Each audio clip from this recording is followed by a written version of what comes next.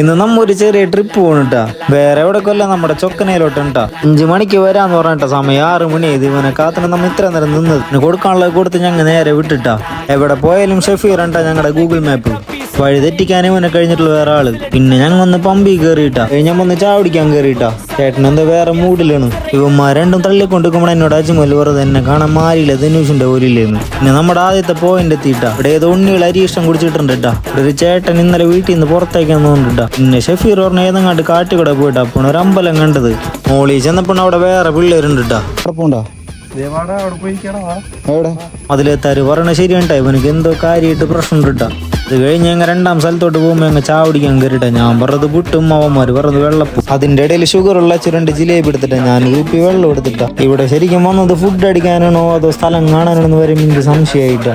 അതിന്റെ ഇടയിൽ ഒരു മയിലിനെ കണ്ടിട്ടാ. തിന്നത് കൂടിയൊന്നുണ്ടെന്ന് അറിയില്ലട്ടാ. ഷെഫീറിന് തലക്കൊരു സുഖമില്ലട്ടാ. കാട്ടിലൊന്ന് കുളിക്കാൻ പോയതാ. അപ്പൊ ഒരു ബോർഡ് കുറച്ചുകൊണ്ടാ നീങ്ങിയപ്പോ വേറൊരു ബോർഡ് ഇട്ടാ. ഇതൊക്കെ കണ്ടിട്ട് ധൈര്യം കൂടുതലുള്ള ഞങ്ങൾക്ക് അവിടെ നിൽക്കാൻ തോന്നിയില്ലട്ടാ. പിന്നെ അങ്ങ് നേരെ വീട്ടിലോട്ട് തിരിച്ച്